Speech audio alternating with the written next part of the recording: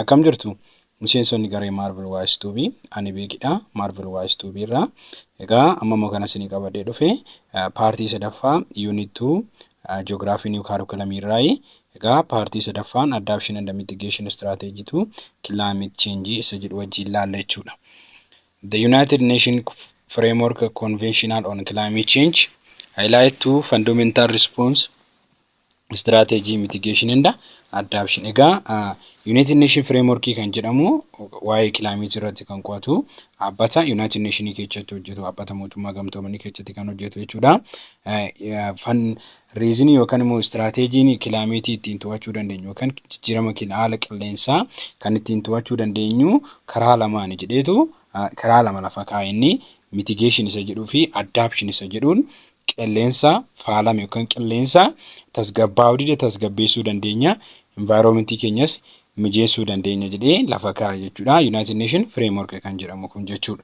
So isaan kunniin mitigation to limit climate change by reducing the emission of greenhouse gas and enhance sink opportunity. Egaa garaagarummaan isaanii mitigation inni jennuun kun greenhouse gaasii kanneen jedhaman kan akka carbon dioxide, kan akka methane, kan akka chlorofluorocarbon kanneen maalii keessaa hir'isuudha qilleensa keessaa hir'isuudha jechuudha. Emission isaanii sana hir'isuudha. Kanaafuu mitigation maarratti xiyyeeffata greenhouse gaasii hir'isuu irratti reduce gochuu irratti gadi hir'ata jechuudha. Based ta'a jechuudha. Kanaafuu isarratti kan inni based ta'u mitigation emission isaanii sana hir'isuudha. Kanaafuu inni kun immoo bosona cimsuudhaan yookaan immoo bosona ijaaruudhaan maalii gochuudha opportunity akka gaazii sunniin gadi dhuman uumuudha jechuudha. Isa cimsuudha. Fakkeenyaaf wantoota gaazii kana balleessuu greenhouse gaazii kanneen kan balleessuu danda'u innis gochuudha. Sink kan godhu jajjabeechanii isa kan opportunity kana banuudha jechuudha akka mitigationitti. Garuu akka adaptationitti immoo adaptation to alleviate to address adverse impact through a wide range of system specific action. Inni kuni kan inni based ta'u impact system yookaan immoo climate change jijjiiramu nurratti fidu sana alleviate goonee yookaan immoo furmaata itti laannee adverse impact qabami impact sana maalii goonee furmaata itti laannee kan keessa jiraannu environmentuma sana keessa jiraachuu environment san akka inni furmaata argatu goonee keessa jiraachuu. Inni kun specific area irratti bakkee garagaraatti haala garagaraatiin to'achuu dandeenya jechuudha. Fakkeenyaaf yoo rooba ta'e wantoota rooba hir'isan yookaan rooba dabalan akkasumas wantoota harama ta'e yoo harama biyyee ta'e wantoota harama biyyee ittisan yookaan wantoota harama biyyee dabalan tooftaa akkasii wantootuma naannoo keenya jiran fayyadamnee kan hojjennu yoo ta'e adaptation jedhama jechuudha. Inni kun adaptation has now emerged as urgent policy priority promoting action both within and outside the climate change negotiation. Egaa isa kana adaptation kan jennu kun amma yeroo kanatti jechuudha fudhatama guddaa kan qabee fi poolisii amma biyyoonni duubatti hafan biyyoonni gurguddaanis irratti hojjechaa jiran adaptationiin kun maaliif seetanii ofii keenya qilleensa keessattis hojjechuu dandeenya. Yeroo qilleensi jijjiirame irratti illee hojjechuu dandeenya. Odoo qilleensi jijjiiraminis odoo qilleensi hin jijjiiramin fakkeenyaaf biqiltuu dhaamuu dandeenya. Odoo qilleensi hin jijjiiramin jechuudha. Qilleensi erga jijjiirame immoo biqiltuu maalii gochuu dandeenya? Qilleensi akka malee kan roobu ta'e biqiltuu murree yookaan barbaachisu ta'e dhaabnee adapt gochuu dandeenya. Kanaafuu inni kun priority kennameefira jechuudha. Biyya kam keessattuu apply ta'uu kan danda'u bakka kamitti hojjetamuu kan danda'u baasiin isaas baay'ee salphaa kan ta'e waa'ee ta'eef adaptationiin kun mitigation irra iddoo olaanaa qaba jechuudha amma biyyoota addunyaa keessatti jechuudha. Kana kan lafa kaa'e wanta kana immoo qo'atee kan lafa kaa'e jechuudha IPCC third assessment isaa irratti bara 2001 lafa kaa'ee jechuudha. Climate change adaptation, according to IPCC, adaptation to climate change refers to the adjustment in ecological, social or economic system to respond to actual or expected stimulants and their effect or impact. Amma akka IPCC lafa kaa'etti jechuudha. Intergovernmental climate change akka lafa kaa'etti adaptation maalii ta'uu qaba jedheeti naannoo keenya san iddoo jiraachaa jirru sana maalii gochuu qabna adapt yookaan immoo adjust goonee keessa jiraachuu qabna. Adjust jechuun haala mijataa ta'e ofii keenyaa uummanni environment sana akka mijataa ta'utti keessa jiraachuu qabna jedhee kan lafa kaa'u IPCC jechuudha. Isatu lafa kaa'e. Amma haala socialitiin, haala economiitiin, haala ecological bakkee jirruutiin maalii goonee adjust goonee akka nu tolutti keessa jiraachuu dandeenya. Kun immoo maaliif ta'a? Ammaafis ta'uu danda'a. Gizee eeggamuuf fuuldurattis gizee eeggamuuf effektii dhufuuf effektii jiru sana impaaktii jiru sana maalii gochuu stimulate goonee yookaan immoo dandamannee keessa akka jiraachuu dandeenyuuf nu gargaara jechuudha adaptation.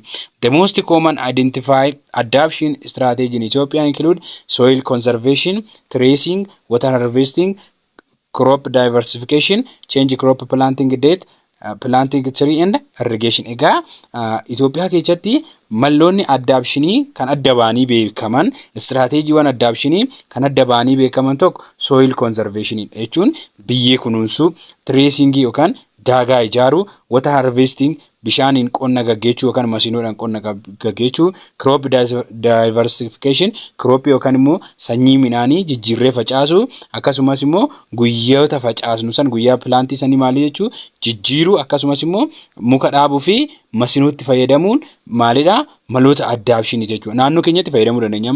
Biyyee kunuunsuu naannoo keenyatti gocii tokko malee baasii tokko malee fayyadamuu dandeenya jechuudha.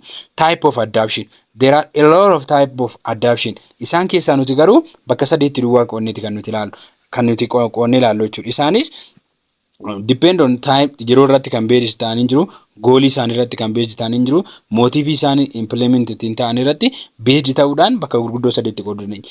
Reactive and anticipatory kan jedhamu, private and public kan jedhamuu fi plan and autonomous kan jedhamaniin bakka gurguddaa sadii irratti qooduu dandeenya.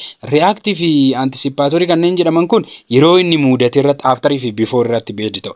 Private fi public kun immoo uummata dhuunfaatii fi uummata baay'inaa fi nama dhuunfaatiin nama baay'inaa irratti. Plan and autonomy kan jennu immoo pilaanii gochuu yookaan ruulii yookaan immoo seera irratti poolisii irratti beeji ta'uudhaan kan poolisii qabuu fi kan poolisii hin qabne jedhamanii addaan qoqqoodamu jechuudha tokko tokko ilaala. Kanaafuu taayimii goolii fi mootiveeshinii isaanii irratti beeji ta'uudhaan adaptation bakka meeqatti qoodna jechuudha? Bakka sadi gurguddootti kan qoodnu jechuudha. Adaptation can also be short, long term, localized or widespread. Adaptation malli tooftaan qilleensatti barannee alveet goonee keessatti hin jiraannu kun gabaabaas ta'uu danda'a, yeroo gabaabaadhaaf, yeroo dheeraadhaafis ta'uu danda'a. Yookaan immoo lokaalii bakkuma ho'itti naannoo takkatti naannoo xiqqoo takkatti ta'uu danda'a, widespread ta'uu danda'a yookaan immoo bal'atee akka addunyaatti ta'uu danda'a. Kana kan lafa kaa'e IPCC dha jechuudha bara 2011. Mee tokko tokkoon ilaalu. Reactive or anticipatory adaptation.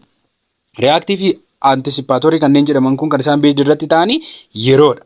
Yeroo amma reactive kan jedhu kun erga impactiin tokko nurratti mudate amma fakkeenyaaf bosonni erga faayiridhaan gubate yookaan bishaan galoodhaan lafti erga harameen booda erga ta'een booda gochichi erga raawwatamee booda ta'e reactiveedha. Anticipatory jechuun immoo gochichi odoon raawwatamin irra raawwatama jennee fakkeenyaaf roobni roobee galoonni nara inni lafa kunuunsuu akkasumas immoo ibiddi bosona keessatti hin kaa'inne bosonicha kunuunsuu kunniin maalidha dura anticipatory kan jedhamu kun. Reactive adaptation is one of that take place after the initial impact of climate change occurred. Egaa erga maali ta'e impactii sun erga occurred ta'e erga mudateen booda mala kana fayyadamna. Malli kun fayyadamnee climate change sanii akka jijjiiramne sana kan itti kunuunsinu naannoo keenya kan itti kunuunsinu adapt kan ittiin goonu sanatu reactive adaptation jedhama. Kun namni kamuu biyya kam keessattuu raawwatamuu danda'a. Erga rakkoo mudatee rakkoo sanii furmaata laachuudhaaf namoonni waan barbaadan hojjechuu danda'u. Reactive jedhama. Anticipatory kan jedhamu kun immoo adaptationii osoo rakkoon hin mudatiin dura uumamaanis ta'e akkasumas immoo namni itti yaade kunuunsuudha. Kun amma namni kana yaade kunuunsuu danda'a. Garuuyyuu uumama keessatti waan akkana jedhu hin jiru jechuudha. Anticipatory adaptation take place before impact become appeared. Erga odoon uumamin dura maali impactin odoon uumamin dura maali goona qophoofne adaptationii kana itti fayyadamna jechuudha. In natural system there is no anticipatory adaptation. Egaa akka seera naachuraalitti uumamaan jechuudha. Uumamaan dursee bosonni of eeguu hin jiru, dursee lafti of eeguu hin jiru, dursee mootiyyuu lagni of eeguu hin jiru jechuudha. Kanaafuu natural systemii keessatti anticipatoriin adaptationiin hin jiru jechuudha. Uumamaan ta'e hojjeta malee.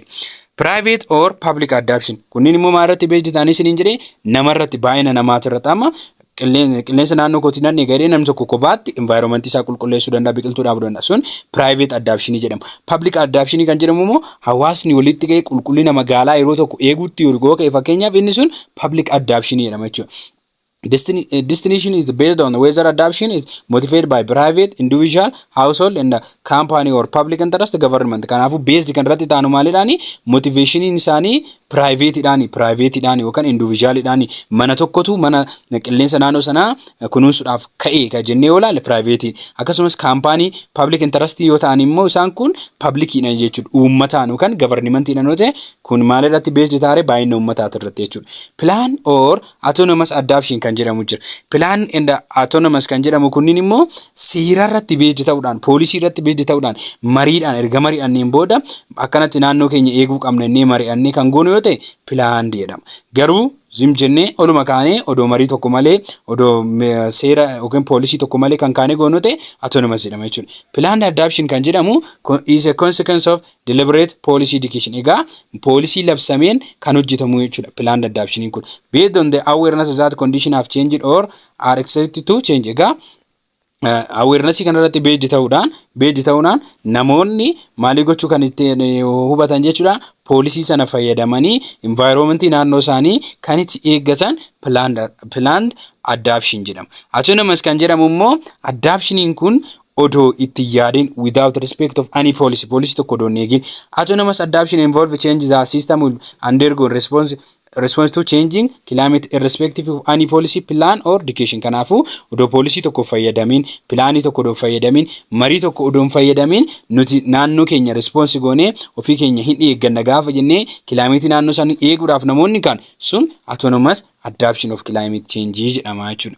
Climate mitigation kan jedhamu alaalu. Climate mitigation kan jennu duratti maal jenni reduce the emission of greenhouse gasdha. Kanaafu emission greenhouse gas hir'isuudha. Kun amma maloota naannoo keenyatti argaman miti. Baajeta baafnee gaazii emission kana hir'isuudha. It refers avoiding the reducing emission of heat trapping greenhouse gas into atmosphere to prevent the planet from warming to more extreme temperature. Kun maalirree balleechuu fi hir'isuudha. Kamaali greenhouse gasii qilleensa keessatti greenhouse gas hin jiraamte carbon dioxide, methane kan akka mootiyyuu chlorofluorocarbon kana maalii gochuudha hir'isuudha. Hir'isuu waa'ee ta'eef inni kun balleechuu fi hir'isuu irratti beesdi ta'a. Atmosferii keessa kan jiru. Kun maal gochuudhaaf pilaanetii keessa jirru kana warming irraa yookiin ho'a qilleensa irraa yookaan immoo extremely temperature irraa maal gochuudhaaf hir'isuudhaaf jechuudha. Reduce source of heat trapping greenhouse gas, the burning of fossil fuel for electric heat or transport enhances a sink such as ocean, forest and soil. Egaa maal gochuu qabna hir'isuudhaaf greenhouse gaasii kanneen jedhaman kana hir'isuu yoo barbaanne fossil fuel kan jedhame kana yookaan gaasii uumamaatti fayyadamuu hir'isnee maali fayyadamuu qabna elektirikii fayyadamuu qabna jechuudha. Kanaafuu wanta kana hir'isuu gaafa barbaannu amma biyya tokko elektirikii oomishuuf jeneetara fayyadamanii gaasii oomishaniitu gaazumarraa elektirikii oomishatu. Inni kun amma maal godha trap godha gara qilleensaatti gaasii kana yookaan carbon dioxide kanneen qilleensatti galakkisan immoo trap godha warming effect kana immoo increase godhaa deema. Kanaafuu nu maal gochuu qabna fuel kana yookaan fossil fuel fayyadamuu kana hir'isuu qabna jechuudha. Fossil fuel fayyadamuu hin qabnu.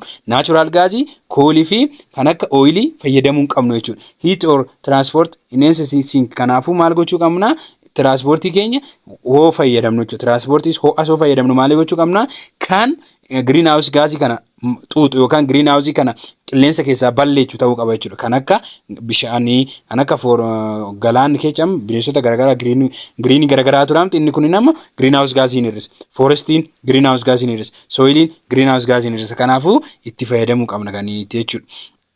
International Convention and Agreement on Climate Change. Egaa waliigaltee climate change irratti akka addunyaatti akka waliigalaatti taasifame. Climate change jijjiirama qilleensa irratti waliigaltee mariin international biyyoonni gaggeessan maal fakkaata yoom jalqabe akkamitti jalqabe echatti milkaa'in akkamitti haalli isaa itti adeeme kan jennu ilaalu. The first World Climate Conference 1979 identify climate change as urgent world problem and issue to declare calling on government anticipate and guard against potential climate hazard. Egaa bara jalqabaa waa'ee climate change irratti yoo mari'atan bara 1979 tti waa'een climate change wanta ariifachiisaa ta'e yookaan wanta dafnee irratti mari'atamuu qabuu fi rakkoo dafee furmaata argachuu qabu akka ta'u walii galan. Kanarraa kan ka'e maalii godhanii mootummoonni hundumtuu mootummaa isaanii waamanii itti himanii dhufanii hojiin mari'atanii biyya isaanii yookaan biyya lafaa ardii tana dachee tana kilaameetira hazaardii irraa yookaan dhiibbaa kilaameetira irraa maal akka godhan akka gaardii godhaniif akka eeggataniif isaaniif himamuu jalqabame jechuudha bara 1979. The World Climate Program was set up directly by World Meteorological Organization, the United Nations Environmental Program, and the International Council of Scientific Union. Egaa wanti kun kilaameetii waa'ee kilaameetii mari'achuun kun akka addunyaatitti kan isa kana hoogganan waa'ee marii qilleensa irratti taasifamu kan kilaameetii irratti taasifamu kan hoogganan biyyoota akkamiiti kanneen United Nations keessa jiran waa'ee meteorology waa'ee qilleensaa kan qo'atu Meteorological Organization kan jedhamu United Nations Environmental Program waa'ee environment irratti kan hojjetuu fi akkasumas International Council of Scientific Union kan kunniin sadanii baak jechuudha kan inni maal ta'u eegamu jechuudha kan inni directly setup ta'ee hundaa'ee waa'ee kilaameetii programming kilaameetii ittiin mari'atamu institution kanneen sadanii jechuudha. The Toronto Conference on the Changing Atmosphere 1988 advanced public debate when more than 314 participants from 46 countries all recommended developing a comprehensive global framework convention to protect the atmosphere. Egaa Torontotti kan gaggeeffame waliigalteen bara 1988 waa'ee qilleensa irratti mari'atan jechuudha. Erga waliigaltee marii akkasumas diddaaf ol diddaa baay'ee keessa darbaniin booddee marii kana maalii gochuutti ka'anii waa'ee qilleensatiif yookaan immoo atmosferii keenya eeguudhaaf irratti waliigalan jechuudha. Kana kan mari'atan biyyoota 46 irraa bakka bu'oota 340 biyyoota 46 irraa bakka bu'oonni 340 bakka bu'anii Torontotti waa'ee qilleensa kana rakkoo akka ta'ee fi wajjin tokkummaadhaan hojjennee globally formaat itti laachuu qabna jedhanii mari'atan jechuudha. Follow a proposal by Malta, the United Nations General Assembly addressed climate change for the first time by adopting resolution. Kanarraa ka'uudhaan erga Maltaatti mari'ataniin booddee isa booddee jechuudha. Maltaatti erga mari'ataniin booddee United Nations General Assembly kan jedhamu institutioniin kun maalii labsee adaptation solutionii climate changeitiif kan ta'uu danda'u solutionii jalqabaa labse jechuudha. Keeyyata 4353 irratti labse jechuudha. Maal labsaa? Maltaatti qilleensi jijjiiramni qilleensaa kuni maal ta'uu qaba? Solutionii argachuu qaba. Adopt kan ta'e solutionii argachuu qaba jedhee labse jechuudha. United Nations General Assembly. This recognized that climate change is a common concern of mankind since climate is an essential condition which sustain life on earth. Egaa haga ammaattiyyuu maalidha? Ilmi namaa qilleensaan ala jiraachuu akka hin dandeenye ilma namaatiif qilleensi waan barbaachisaa ta'e ilma namaa hundumaafuu qilleensi gaariin akka barbaachisaa ta'e maalii godhanii recognize godhan hin mirkaneeffatan. Kanarraa ka'uun erga qilleensi kun maallu ta'e jireenya keenyaaf baay'ee barbaachisaa ta'e yookaan immoo namni jireenya isaa itti fufsiisuuf maalii barbaada? Qilleensa barbaada jechuudha. Kondiishinii qilleensatiin alatti qilleensa mijateetiin alatti ilmi namaa jireenya isaa sustain gochuu yookaan continue gochuu hin danda'u jechuudha. The IPCC published the first assessment report on the state of global climate 1919 which is had potential effect policy maker and on public opinion. Egaa first agreement kan United Nations jalatti gaggeeffameen alatti IPCC immoo maalii gaggeesseera? First agreement isa jalatti assessment jalqabaa gaggeesseera bara 1900 jechuudha. Inni kun maal irratti walii galanii poolisii meekar gochuu fi yaada namootaa fudhatanii effektii amma jiru rakkoo amma jiru kana globaalii jiru kana maalii gochuu irratti hiikuu irratti yookaan furmaata itti laachuudhaaf poolisiin akka nu barbaachisuu fi mariin uummataa yookiin yaadni uummataa akka barbaachisu first assessment irratti walii galanii jechuudha. First assessment irratti. The second World Climate Conference meet in Geneva in November and unlike the 1979 climate conference include minister as well as scientifics. Egaa bara 1979 tti mari'atamee ture jenneera waa'ee qilleensa irra deebi'amee second World Climate Conference kan jedhamu isa Genevatti kan ta'e jechuudha. Genevatti kan ta'e irratti immoo maaltu walii galame akkuma bara 1979 akka climate change important issue ta'e irratti walii galan. Kanarraa kan ka'e maalii irratti xiyyeeffatanii gizee Genevatti mari'atan ministeeronni biyyoota garaagaraatii fi saayintistoonni biyyoota garaagaraa irratti hirmaachuu danda'aniiru jechuudha. Kan Genevatti gaggeeffame kanarratti.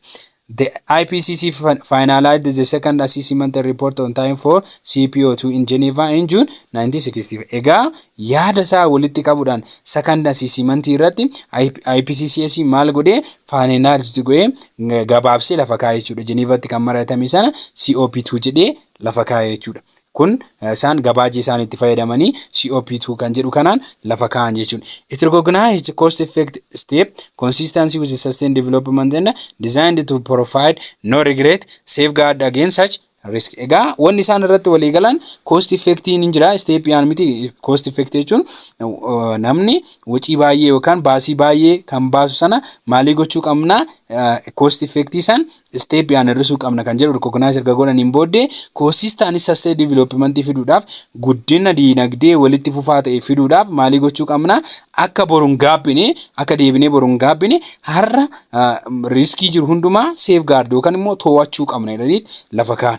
Riskii amma qilleensi nutti fidu riskii amma gara keenya dhufu kana guddina walitti fufaa ta'e guddina boru darbee deemu barbaanna yoo ta'e riskii amma jiru kana furuuf boru akka hin gaabbineef riskii ammaa kana maalii gochuu qabna safeguard gochuu qabna jedhanii jechuudha. COP6 2001tti kan immoo CPOCC kana IPCC ni fide inni kun immoo bond jedhamee waan waamamu CO6 kun jechuudha. Late July and reached on outline agreement the so called Bonn agreement on emission trading system on clean development mechanism. Egaa maarratti walii galanii bond kan jedhamu kun COP6 inni kun Bonn agreement jedhaniitu kan walii galu. Innis immoo emission amma jiru kana maalii gochuu qabna clean development mechanism fayyadamuu qabna. CDM yookaan clean development mechanism kan jennu kun qilleensa qulqulluu ta'e naannoo qulqulluu ta'e environment qulqulluu ta'e irratti guddachuu jechuudha. Environment qulqulluu ta'e irratti guddachuu waa'ee ta'eef akkasitti guddachuu qabna jedhaniitti boon kan irratti mari'atanii jechuudha. On rule for accounting for emission reducing from carbon sinking and on the combined rhyme. Egaa maalii gochuu qabna jedhanii emission jiru kana maalii gochuu qabna kaarboonii kana hir'isuu qabna jechuudha. Carbon sinking amma carbon sink kan godhu kan kaarboonii kana isaa deemu bosona garagaraa dhaabuudhaan wanta garagaraa sirreessuudhaan kanas hir'isuu qabna jedhanii kan isaan lafa kaa'an jechuudha. COP6 irratti jechuudha. COP7 immoo in Marrakesh kan jedhamtutti bara 2001 baruma sana gaggeeffame. Akka COP7 jedhutti adopt the respective declaration that so called Marrakesh Accords. Kanaafuu isaanis Dikishinii isaa wal fakkaatu dikishinii kabajamaa kan maal jedhu waa'ee environment irratti environment keenya safeguard gochuu qabna kan jedhuudhaatti walii galan inni sun immoo CPO7 kun Marrakesh Accords jedhameetu lafa kaa'ame jechuudha. COP8 inni immoo duwwaa bara 2002 keessa kan gaggeeffame heldin New Delhi keessatti gaggeeffame. New Delhi keessatti kan gaggeeffame kun November it marked a new phase of negotiation at the focus shifting implementation of the Marrakesh Accord into conventional issue. Egaa New Delhi kan jedhamu kun feezii haaraa fiduudhaan marii gataanii erga mari'ataniin booddee yaada dura Marrakesh fa'aa irratti jiru sana fakasii achirra jiru sana maalii godheera shift gochuu danda'eera jechuudha. Shift gochuu danda'eera. Fakasii yeroo sana turee fi akkasumas immoo conventionii yaadota marii yeroo sana ture shift gochuu danda'eera implementation itti jechuudha. Implementation itti maal gochuu danda'eera shift gochuu danda'eera. COP8 adopted the Delhi Ministerial Declaration of Climate Change and Sustained Development as well as the New Delhi Work Program in Education Training and Public Awareness. Egaa saddeettaffaa kana sirriitti qabachuu qabdu. Maaliif seetanii Delhi Ministerial kan declare godhisan yaada sustained development sana yookaan climate change irratti adopt gochuu qabna jedhan sana inni immoo itti fayyadamuudhaan akkuma inni jirutti nus maali fayyadamuu qabna kan New Delhi san gara programmitti jijjiirree educationiidhaan trainingii fi public awarenessiidhaan cimsuu qabnaadha jedhanii lafa kaan develop gochuu qabna. Kana jechuun amma barachuudhaan akkasumas yaalii garagaraa training garagaraa fudhachuudhaan public awareness beekumsa dhaloo sammuu sabaa yookaan beekumsa dhalootaa dabaluudhaan environment yookaan sustainable development kana maalii gochuu qabna adopt gochuu qabna jedha CO18 jechuudha. COP9 immoo 2003 inni kan inni mallatteeffame held in Milan in December adopted declaration of afforestation and reforestation activity under the CDM. Egaa kan walii galan jechuudha amma kan walii galanii Milan irratti kan isaan mari'atanii Milan irratti kan mari'atan inni kun CO9.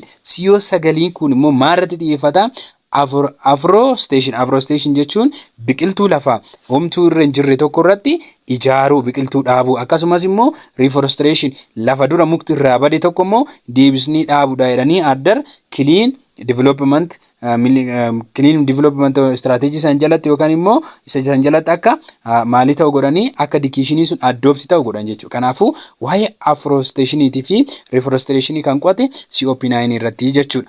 COP10 immoo 2004 held in Buenos Aires kan jedhamtu in December. The predominant issue was adapting climate change and one of the outcome was Buenos Aires program of work on adaptation and response measure. Egaa Buenos Aires kan jedhamu kun maalirratti xiyyeeffata? Predominant issue isaa yaanni jalqaba waa'ee climate change ti jechuudha. Climate change jiru kan ammoo overcome gochuudhaan yookaan hiikuudhaan maalii jedhanii lafa kaa'anii Buenos Aires jedhanii programii kana lafa kaa'anii jechuudha. Kunis adaptation fi response yookaan deebii nuti maaliidhaaf deebisnu irratti kan inni xiyyeeffatu environment keenyaaf deebisnu irratti kan inni xiyyeeffatu jechuudha. Kyoto protocol inni kun kan biraati biyya Kyoto keessatti kan inni gaggeeffame come into force in February 16 kecha amma hunda kecha protocolii wallaalle kecha yookaan immoo conventional yookaan agreement wallaalle kecha kan Kyoto protocol kun layyatte akkamitti layyatte dhaseetanii inni kun humnaan fakkeenyaaf biyyi takka emissionii jiru kan faalama qilleensaa jiru hamma kanaan gadi buusuu qabdi jeetu United Nations biyyoonni maratan kun murteessu jechuudha. Kun maaliidhaan humnaan. The first conference of party serving as the meeting of party to Kyoto protocol jechuudha. Si'a jalqabaaf paartiiwwan garaagaraa sarvii goonii kan irratti maratan echatti Kyoto protocol dhaatti jechuudha.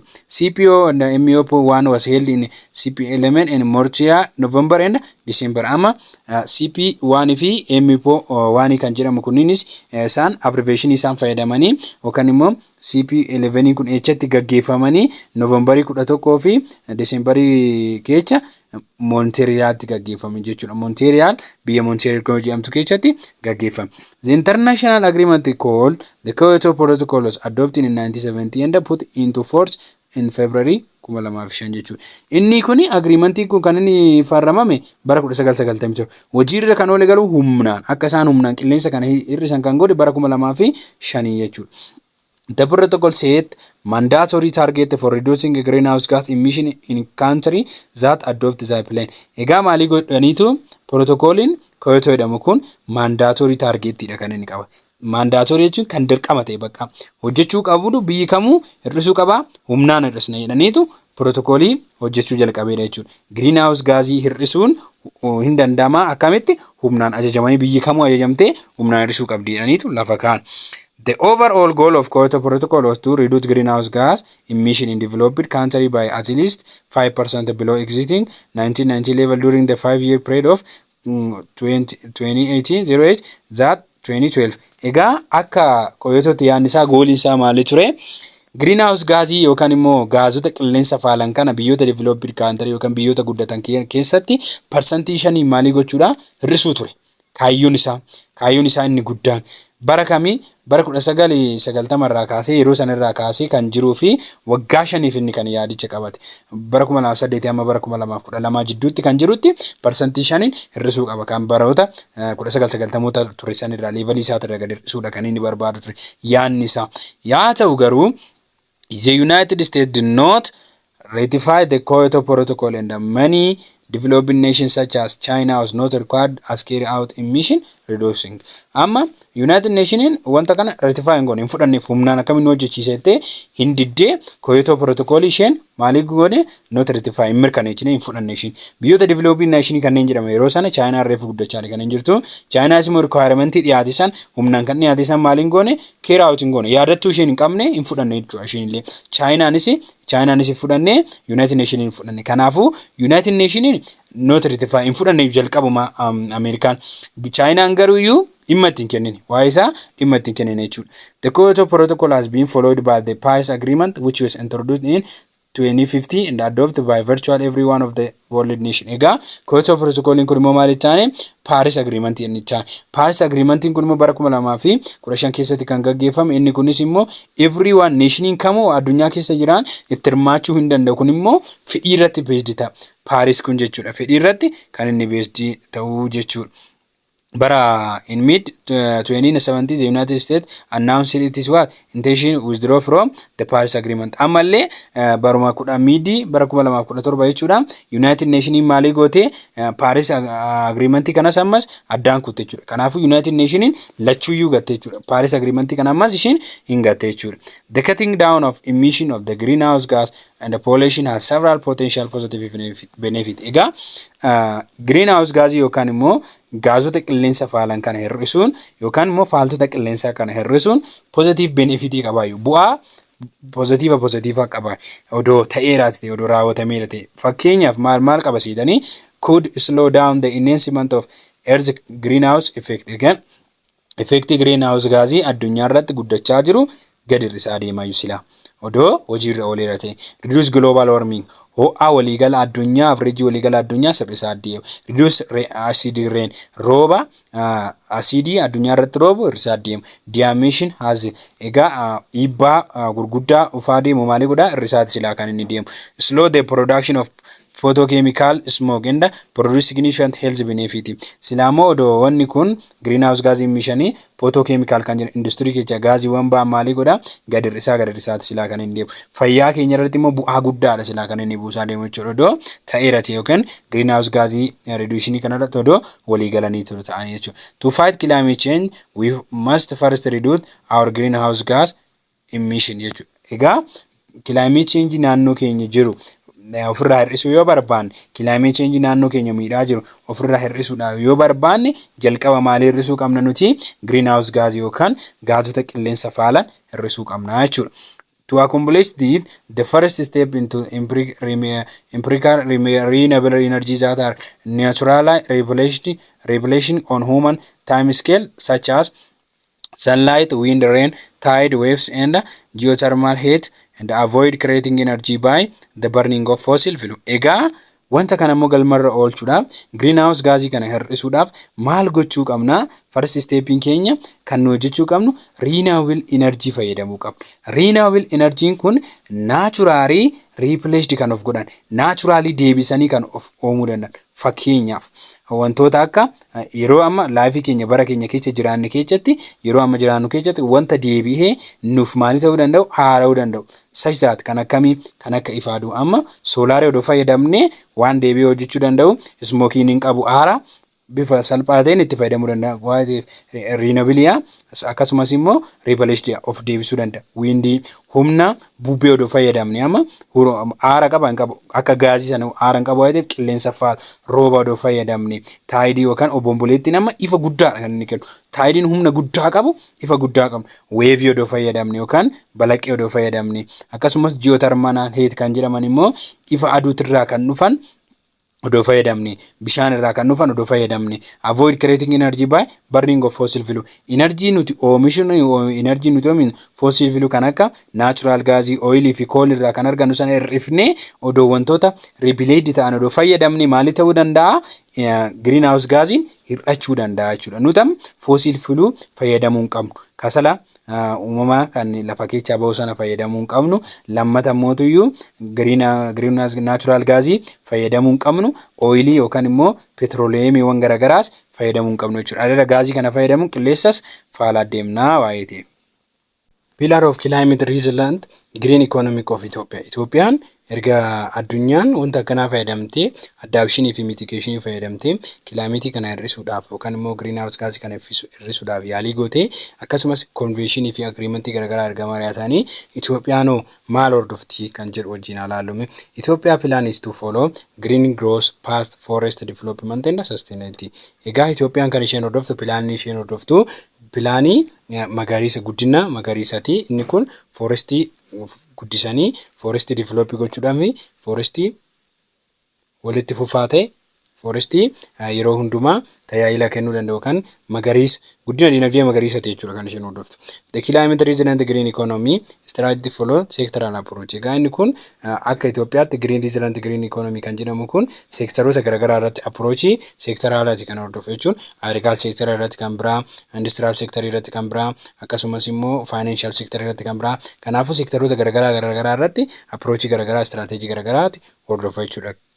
Ethiopia Green Economy Plan is based on 4 pillar dedication. Egaa Itoophiyaan maalirratti beektaati? Ikonoomikaalii, giriin ikonoomii, pilaanii beesdi ta'e afur irratti kan isheen beektaa tokko tokkoon ilaalame. Improving crop and livestock production practice for higher farmer income and food security were reducing emission. Egaa kan ishee fayyadamaa jirtu jalqaba irratti haala oomisha biqiloota yookaan immoo nyaataa kirooppii garaagaraa improve gochuu guddisuu.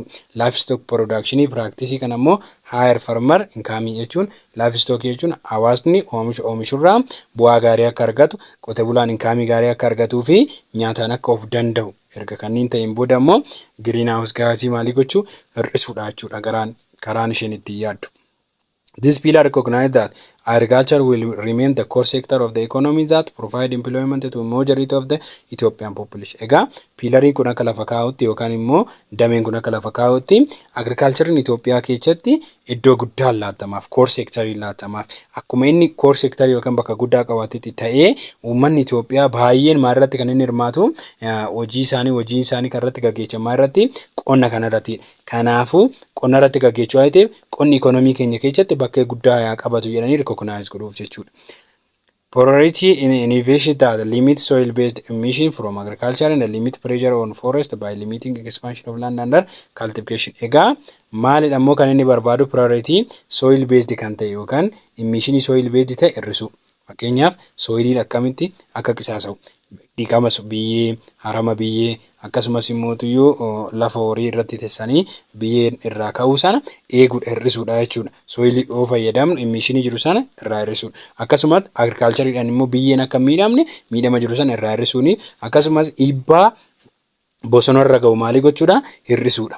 Dhiibbaa bosona irra ga'u hir'isuu fi land use yoo jennu itti fayyadama lafaa sababii horsiisuu horiitiin yookaan immoo horsiisa horiitiin dhufu babal'ina horsiisuudhaaf horii irratti horsiisuudhaaf dhufu yookaan qonnaaf kan dhufu cultivate gochuudhaan kan dhufu sana maalii gochuu dhiibbaa lafarratti ga'u sanas hir'isuudha jechuudha. Namoonni baay'een amma bosona garaagaraa mana ijaaruudhaaf akkasumas qonnaaf jedhanii hin ciru. Kanammoo maalii gochuu qabna hir'isuu qabna jechuudha. Priority initiatives that increase the resource efficient and productivity of livestock sector. Egaa gama birootiin immoo kan inni irratti xiyyeeffatu priority godhee maalidha? Reesoorsii gahaa ta'e akka jiraatu increase gochuu dabaluu jechuun efficient kan ta'e reesoorsii sirnaan itti fayyadamu akkasumas immoo productivity uummataa hawaasaa ol kaasudha jechuudha. Productivity haala oomisha uummataa ol kaasudha. Pilariin lammataa protecting and reestablishing forest for the economic and ecosystem service include carbon stock. Egaa maalii gochuudha? Bosona naannoo keenyatti argamu bakka keenyatti argamu eeguu yoommoo kan manca'e ta'e irra deebinee establish gochuudhaan ikonoomii biyya keenyaatii fi akkasumas immoo ekoosiistemii keessatti akka inni tajaajilu taasisuudha. Kanammoo gaafa goonu kaarboon stookii jechuudha. Kaarboonii ofitti xuuxaa jechuudha. Bosonni yoo baay'een jiraate kaarboon daayoksayidii waa'ee xuuxuuf isaafis akka ta'u stook akka godhuuf gargaara jechuudha. Priority strategy to reduce demand for fuel wood and increase afforestation, reforestation and forest management, increase carbon subsequently on forest and woodland as well, the production of aerial closure. Amma kan inni irratti xiyyeeffatu maalidha? Namoonni fedhiin isaan mukaaf qaban yookaan muka bobeechuudhaaf qaban akka hir'atu. Deemandiin yookiin fedhiin isaan muka bobeechuudhaaf qaban hir'isuu. Afforestrationii dabaluu. Afforestrationii jechuun bakka mutti dura hin jirre bosonni homtuu hin jirretti muka dhaabuu. Reforestation kan jennu immoo bakka mutti odoo jiru irraa ciramee amma muka ofirraa hin qabne deebisanii dhaabuu. Forest management forestii naannoo sanaa maalii gochuudhaan control gochuudhaan kaarboon emishinii irratti kaarboonii akka inni xuuxu forestiin kaarboon akka inni xuuxu dabaluudha jechuudha. Kaarboonii akka ofitti fudhatu. Kanaafuu woodlandii muka qoraanii akka namni onongoon akka fayyadamne maalii gochuudha irraa hogguudha jechuudha. Which would result increase storage of carbon in Ethiopian forest. Kanaafuu gaafa bosona biyya keenya keessatti kan tissu ta'e kaarboonii kan xuuxu yookaan immoo kaarboonii kan akka hin baay'anne kan godhu kan nu gargaaru forestii baay'ee biyya keessa qabna jechuudha. Expanding electricity generation from renewable resources of energy for domestic and regional market. Egaa kun immoo pilarii sadaffaati. Pilariin sadaffaa maalirratti xiyyeeffata? Electricity irratti xiyyeeffata. Electricity yoo oomishnu wanta renewable ta'e wanta deebi'ee haara'urraa energy deebi'ee haara'urraa oomisha biyya keessattiif akkasumas immoo regional oomisha naannolee biyyoota wajjin qaxanaa wajjin qabnu irratti akka nu tajaajiluuf energy akkasitti nu tajaajiluuf renewable resource irraa maalii gochuu qabna fayyadamuu qabna jedhanii elektirikii pilarii sadaffaa sadaffaa isaaniiti jechuudha kan Itoophiyaanota. This pillar recognize electric as fundamental enabling of modern economic development for powering city, fueling industry activity and pumper irrigation, water for irrigation. Egaa akka pilaariin kun lafa godhutti elektrikiin waan baay'eedhaaf fayyadamna. Modern economy keessatti development keessatti biyyoota power gochuudhaaf yookaan city powerii barbaadan keessatti fayyadamna. Ibidda garagaraatiif fayyadamna industry keessatti jechuudha. Akkasumas irrigation keessatti akka paampiitti yookaan immoo watarii sana akka achiin baasuu jechuudha hin fayyadamna. Kanaafuu wanta kanneen hundumaafuu wanta renewable ta'e itti fayyadamuu qabna. It plan the exploit the first potential for hydrogeothermal, solar and wind power, all of which would deliver electricity at virtual zero greenhouse gas emission. Egaa gaafa kana geothermal hydrogeothermal kan jennu bishaan irraa yookaan immoo humna bishaan irraa uumamurraa yoo fayyadamne akkasumas soolaar yoo fayyadamnee fi humna bubbee yoo fayyadamne maalii goonee irraa jechuudha elektirikii kan irraa erga finne nuti greenhouse gaasii zeerootti gadi buusne jechuudha. Emission isaan jiru greenhouse gaasiin gara qilleensatti ba'u hin jiru jechuudha. Kana fayyadamuu qabna jedhan. As a possibility of exploring it clean energy to nice boarding country. Kanarraa ka'uu dandeenye immoo warroota biyyoota ollaa keenyaatiif energy maalii gochuu qabna exporting gochuu qabna yookaan immoo kennuufii qabna isaaniifis ollaa keenyas danda'uu qabna ofii keenyas danda'uu qabna kan jedhudha jechuudha yaadni isaanii. Lean forwarding to modern and energy efficient technology in transport industrial sector and building. Egaa leap forwarding kan jedhamu kun akkam seetan amma leap forwarding kan jedhu fakkeenya seentaa hojjetu. Biyyoonni Awurooppaa makiinaa jalqabarraa kaasanii kan isaan hojjetan miti Awurooppilaa garagaraas akkasumatti jalqabarraa kaasaniitu hojjetan. Nummoo amma biyyoota developmentii kana biyyoota guddatan kana bira ga'uudhaaf egidi duubatti deebinee makiinaa tokko jennee duubatti deebinee wanna gochuun qabna hojjechuun qabna maal gochuu qabna leap forwarding gochuu qabna. Kana jechuun maal jechuudha odoo nuti hin xaariin odoo nuti jalqabarraa waan tokko bu'uureessin kan warri Awurooppiyaanota yookaan biyyoonni guddatan bu'uureessan akkuma jiru nuti maalii gochuu itti fayyadamu jechuudha. Kanaafuu yeroo keenya muraan gubu kanaafuu anneetuma maalii goona fayyadamna jechuudha. Fakkeenyaaf isaan saayinsii garagaraa itti fayyadamanii riisarchii garagaraa itti fayyadamaniitu isa kana fidu. Nullee duubatti deebinee riisarchii mataa keenyaa dhuumne inni of dadhabsiisuu kanuma isaan fidan sana itti fayyadamnee maalii gochuu dandeenya modern economy ammaatitti makamuu dandeenya jechuudha. Inni kun leap forwarding to modern and energy efficient technology transport industrial sector and building kun leap forwarding kan jedhu kun akkamitti irratti keessattuu energy technology irratti amanutu bilbila hojjenna akka Samsung isaan hojjetanitti nu Samsung duubatti hojjenna jennee yoo deebine waggaa 30 akkana duubatti nu deebisa. Transport irratti nu hojjenna duubatti nu deebisa. Industry irratti nu hojjenna duubatti nu deebisa. Kanaafuu maal gochuu qabna technology isaan irra ga'an kan akkuma jirutti fudhannee fayyadamna kan jedhu kanatu leap forwarding jedhama. This period recognized the opportunity to get development of key sectors including transport and industry subsector like cement, textile, leather and the fertilizer industry to contribute to the sustained development pathway. Egaa maaliif fayyadamuu qabna jedha pilaariin kun opportunity inni banu key sectorii irratti key sectorii kan jennu sectoriiwwan gurguddaa kan akka transportii industry subsectoriiwwan like akka warra sibiintoo oomishan warra uffata oomishan leezarii garagaraa oomishan fertilizer yookaan immoo guddistoota sanyii caalaa guddistuu warra fayyadaman kanneen irratti fayyadamuu dandeenya. Kanaafuu kun immoo karaa sustainable development guddina developmentiitiif gahee guddaa taphataa jechuudha jedhaniitu lafa kaa'u. The strategy introduced initially that include introduction of strictly full efficient standard construction of an electrical rail network powered by renewable energy improve the modern transport. Egaa piilariin kun strategiin kun kan inni initiated irratti ta'u kan irratti xiyyeeffatu maalii gochuudha efficient kan ta'e yookaan gaazii biyya keenyaaf dibata yookaan immoo gaazii boba'aa biyya keenyaaf gaate maalii gochuu standard isaatiin introduce gochuu construction electricity yookaan karaalee electricity irra deemu maalii gochuu ijaarree maalirraa fayyadamu qabeenya deebi'ee of haaromsu renewable energy irraa fayyadamuu fi transportii ammayyaa maalii gochuu improve gochuu qabneedha jechuudha. This is the last part of unit 2. Thank you for watching.